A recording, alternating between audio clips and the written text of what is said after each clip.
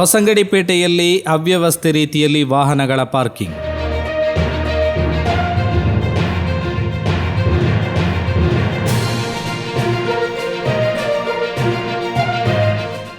ಹೆಚ್ಚು ಸಂಖ್ಯೆಯಲ್ಲಿ ಜನಸಂದಣಿ ಇರುವ ಹೊಸಂಗಡಿ ಪೇಟೆಯಲ್ಲಿ ದಾರಿ ಮಧ್ಯೆ ಅವ್ಯವಸ್ಥೆಯಾಗಿ ವಾಹನಗಳು ಪಾರ್ಕಿಂಗ್ ಮಾಡುತ್ತಿರುವುದು ದಿನದಿಂದ ದಿನಕ್ಕೆ ಹೆಚ್ಚಾಗುತ್ತಿದೆ. ಇದರಿಂದ ಜನಸಾಮಾನ್ಯರು ಪರದಾಡುವಂತಾಗಿದೆ.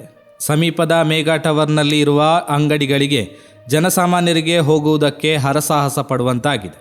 ಇದಕ್ಕೆ ಅಂಗಡಿ ಮಾಲೀಕರು ತೀವ್ರ ಆಕ್ರೋಶ ವ್ಯಕ್ತಪಡಿಸಿದ್ದು, ಇನ್ನೊಂದೆಡೆ ಸರಿಯಾದ ಜಾಗಗಳಲ್ಲಿ ವಾಹನ ಪಾರ್ಕಿಂಗ್ ಮಾಡಿದ್ದರೂ ಪೊಲೀಸ್ ವಿನಾಕಾರಣ ಫೈನ್ ಹಾಕುತ್ತಿದ್ದಾರೆ ಎಂದು ವಾಹನ ಚಾಲಕರು ಆರೋಪಿಸಿದ್ದಾರೆ.